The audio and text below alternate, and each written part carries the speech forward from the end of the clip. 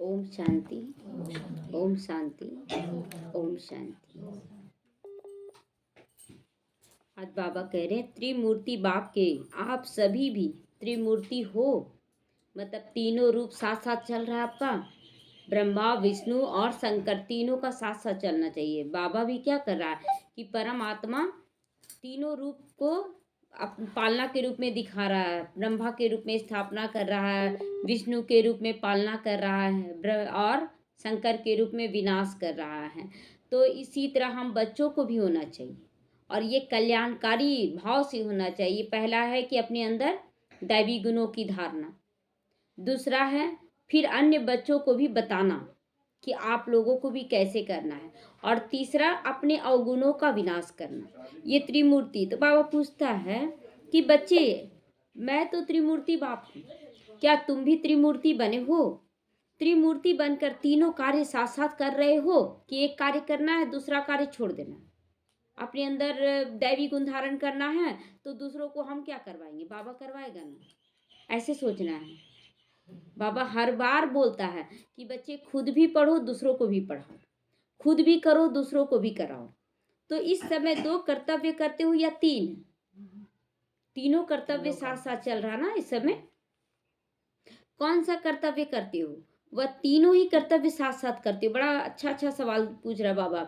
एक बार पूछता है कि एक एक करते हो या तीनों साथ साथ करते हो कि 2 करते हो? कौन सा, कौन कौन कैसे करते हैं? तीनों साथ साथ। बहुत बच्चे एक भी करते हैं, बहुत बच्चे 2 भी करते हैं, बहुत बच्चे तीनों करते हैं। इसीलिए बाबा ये महावाक्य चला रहा है।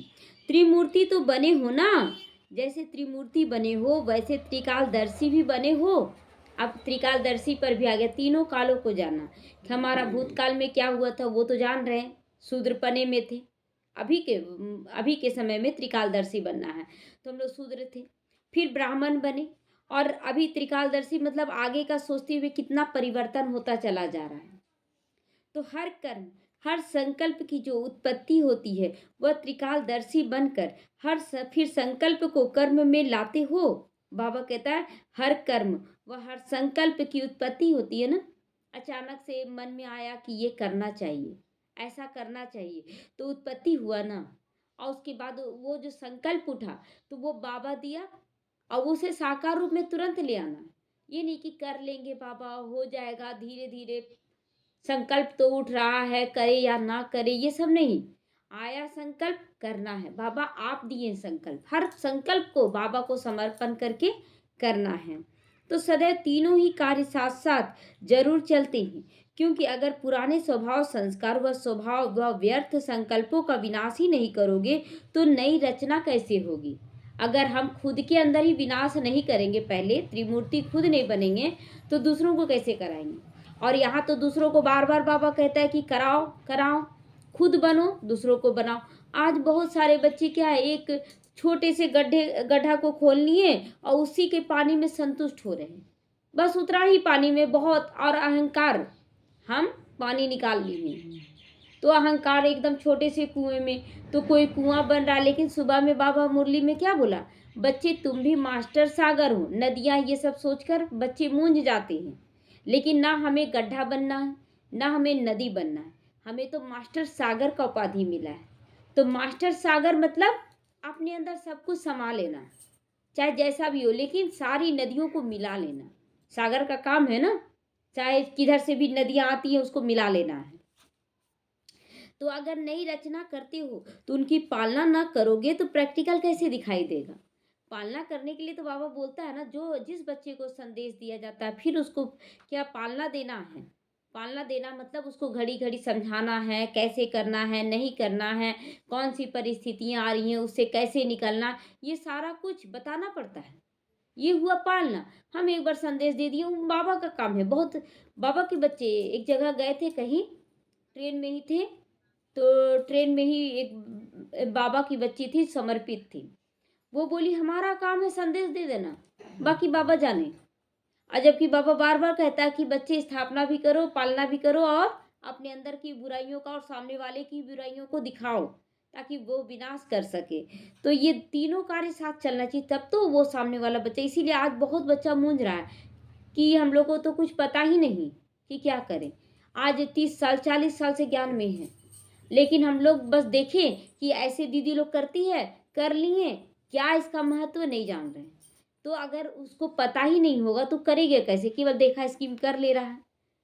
तो इसीलिए बाबा कहता है कि बच्चे हर चीज के लिए पालना देना जरूरी है। जो हम कर रहे हैं उसको बताना। भक्ति मार्ग में छुपाने का था कि जितना हम छुपाएंगे उतना अच्छा है, लेकिन यहाँ बाबा बोलता है जितना बताओगे, जितना आप समान बाप समान बनाओगे उतना अच्छा है।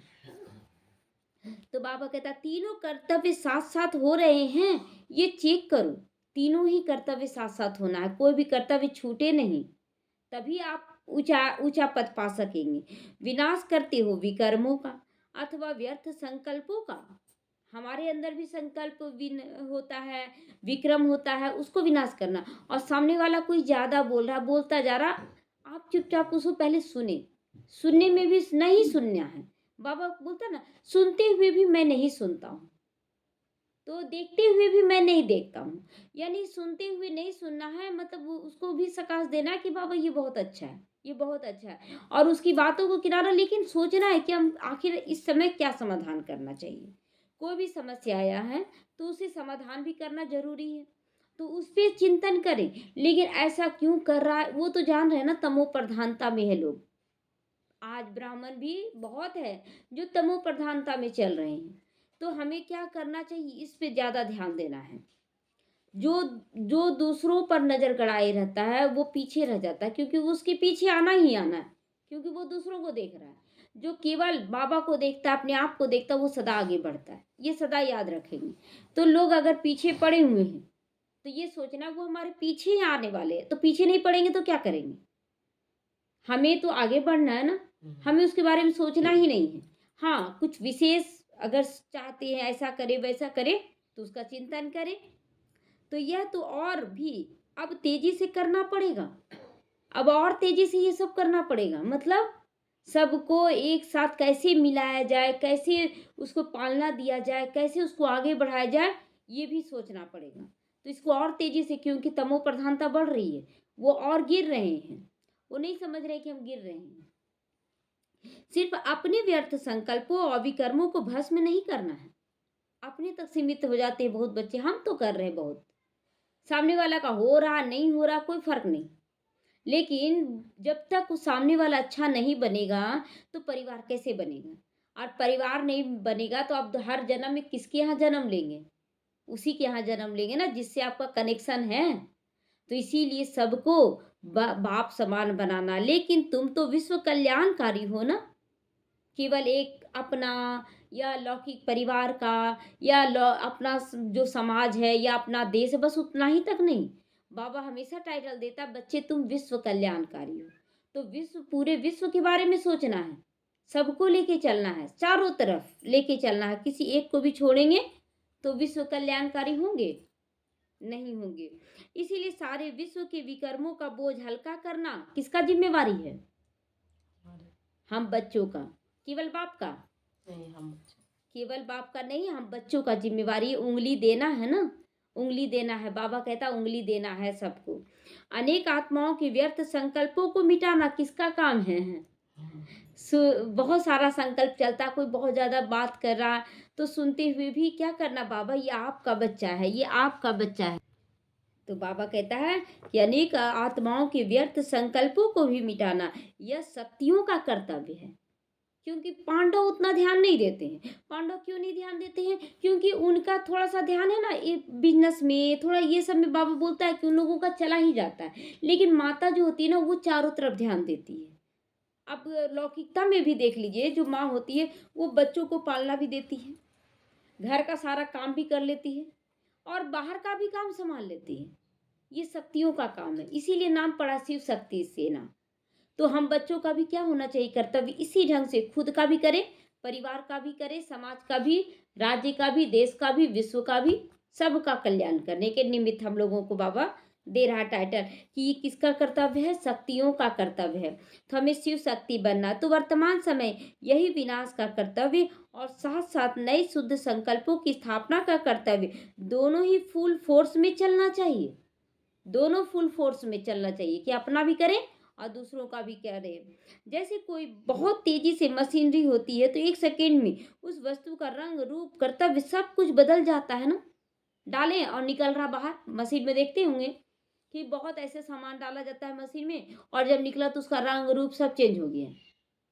तो इतना तेजी, तो इसी तरह बाबा कहता हमें भी करना है। मशीनरी में पड़ा और बदली हुआ, ऐसे अभी यह विनाश और स्थापना की मशीनरी को तेज करो। जैसे मशीनरी में पड़ते ही चीज का रूप रंग बदल जाता है, ऐसे इस समय रूहानी मशीनरी में आप लोगों के सामने जो भी आए वो चेंज हो जाए, वो चेंज हो जाए। आपकी स्थिति को देखकर, आपके परिवर्तन को देखकर चेंज हो जाए। उसके संकल्प, स्वरूप, गुण, कर्तव्य सब बदल जाए। बदल तो रहा है, ये बदल रहा है, भल उसको महसूस नहीं हो रहा लेकिन बदल रहा है। लोग ईर्ष्यावश भी देख के तो कर रहे हैं ना, कर रहे हैं ना कि हमको भी करना, हम और आगे बढ़ के दिखाएंगे। अच्छा है, देख कर आगे बढ़ो। तो न सिर्फ आत्माओं के लेकिन पांच तत्वों के भी गुण रूप को बदल देना है। केवल आत्माओं को ही नहीं। अब बाबा कहता है कि प्रकृति के गुण कर्तव्यों को बदल दो। पहले अभी क्या है, प्रकृति भी तमो प्रधान हो गई है। कहीं बहुत ज्यादा बारिश हो रहा है तो कहीं बहुत ज्यादा गर्मी पड़ रहा है, उसके भी कर्तव्य को बदल देना है, सतो प्रधान बनाना है। तो बाबा कहता है ऐसी मशीनरी अब प्रैक्टिकल में चलने वाली है। इसीलिए बताया ना कि स्थापना और विनाश दोनों कर्तव्य साथ साथ चल रहा है। अभी और तेजी से चलने वाला है। अभी बाबा कहते हैं ना, अब समय बहुत कम बचा है। अब बहुत जल्दी जल्दी सबका तमो प्रधानता बढ़ जाएगा, मतलब कर्म भोग भी बढ़ जाएगा। और ऐसे समय में हम लोगों को उनको सकाश देना है।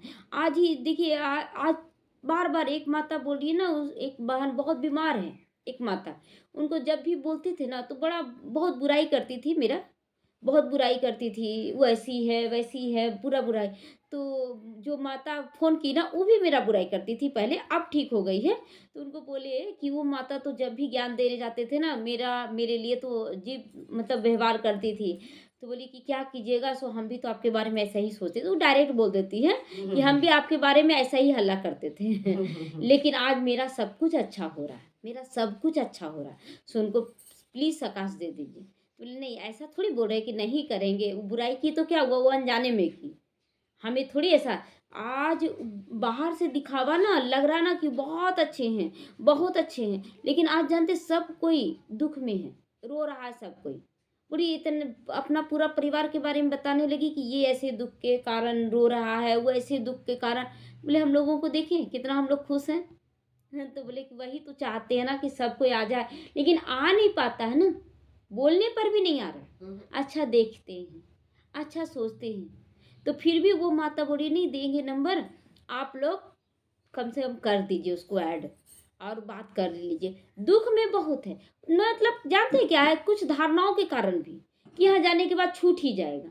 अरे छूटने से पहले ये तो सोचो कि देखो कितना खुश में सब कोई आ जा रहा है, कितना निश्चिंत। क्या ये नहीं दे, हाँ, तुम रो रहे हो दिन रात और खा रहे हो, उससे क्या मिल जाएगा।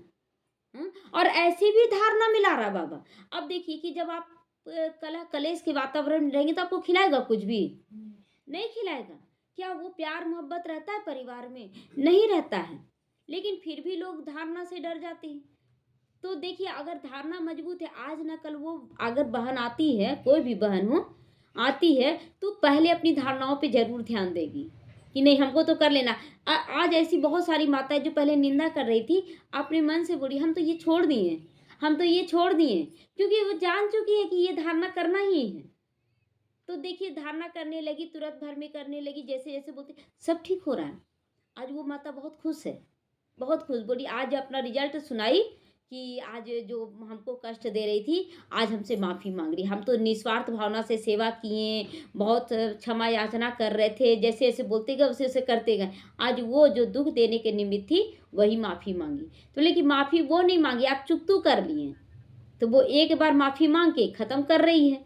उसको भी आत्मा देखिए, ये नहीं कि परिवार देखना है कि हाँ ये परिवार है वो। तो बाबा बहुत सहज रीति से सबका चुकतू कराना चाहता है, लेकिन बच्चे नहीं आते हैं तो अपने ही कर्म भोग को न्योता दे देते हैं।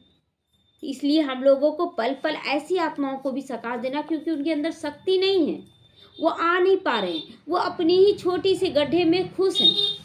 इतना छोटे से गड्ढे में खुश हैं। तो महादानियों के पास सदा सदैव भिखारियों की भीड़ लगी हुई होती है।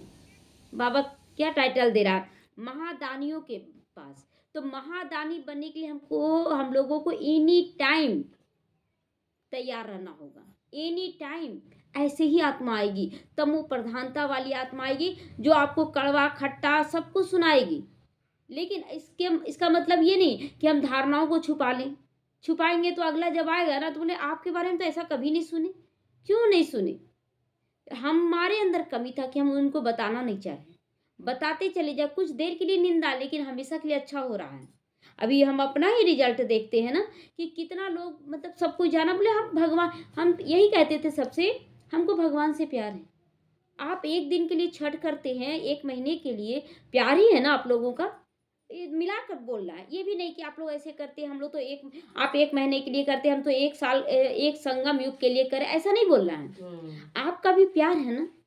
आप छठ करते हैं, अभी कोई भी व्रत करते हैं तो उपवास करते हैं ना, वो आपका प्यार है। और हमारा प्यार है पूरा जीवन समर्पण करना। क्या गलत है? क्या गलत है? नॉनवेज खाना सही तो नहीं है, लहसुन प्याज तो खाना सही नहीं है। दूसरा क्या है कि अगर हम डेली परमात्मा को भोग लगा कर खाते, इसमें गलत क्या है? अगर एक भी गलती है तो बता दीजिए। ब्रह्मचर्य का पालन अभी से क्या करना, अभी तो उम्र की ही क्या हुआ है, अरे बाल बच्चा हो गया और क्या चाहिए, सब कुछ तो हो गया।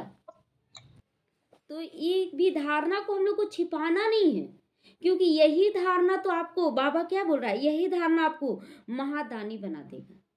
और महादानियों के पास वो भिखारियों की लाइन लग जाएगी। तो वैसे आप सभी के पास भी भिखारियों की भीड़ लगने वाली है।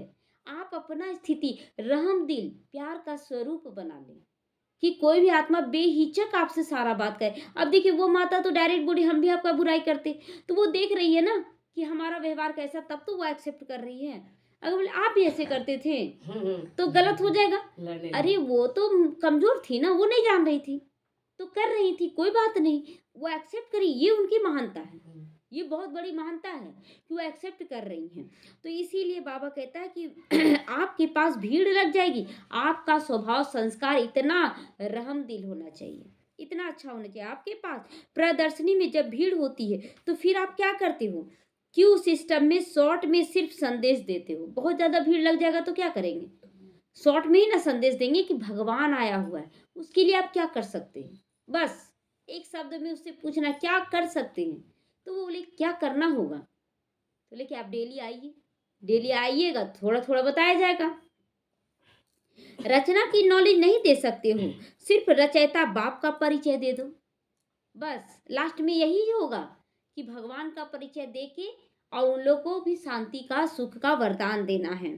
तो संदेश दे सकते हो, ऐसा संदेश दे सकते हो ना, सभी दे सकते हैं। वैसे ही जब भिखारियों की भीड़ होगी तो सिर्फ यही संदेश देना होगा। अब बहुत ज़्यादा भीड़ लगेगा तो आप थोड़ी लंबा चौड़ा समझाते रहेंगे, आपको सिर्फ बाबा कहता है कि शॉर्ट में समझाना होगा, ज़्यादा भी समझाना नहीं रहेगा उस समय, क्योंकि वो सुनने के मूड में ही नहीं होगा, वो स्थिति कमज़ोर होगा ना, वो कुछ सुनना नहीं चाहिए, वो चाहेगा कि हम कैसे ठीक हो जाएं। तो बाबा कहता है लेकिन वह 1 सेकंड का संदेश पावरफुल होना चाहिए। पावरफुल मतलब आत्मिक स्थिति में परमात्मा की याद में होना चाहिए। उससे क्या होगा, सामने वाले पर रहम होगा। देखते हैं लोग रो रहे हैं, रो रहे हैं, तड़प रहे हैं कि कैसे ठीक होगा। तो बाबा कहता है जो वह संदेश उन आत्माओं के संस्कार के रूप में समा जाता है। क्यों बहुत सारे लोग रहते हैं, फिर क्यों उसकी आत्मा को टच करता है, हमारा अंदर का स्वभाव जो रहता है वो टच होता है और उसके कारण वो आत्मा आती है। इसलिए ये नहीं कि आप कितना ज्ञान दे रहे हैं, कितना आप सबको लेके चल रहे, ये नहीं, आपके अंदर कितना रहम है, उस रहम का भाव अन्य आत्माओं को खींचता है।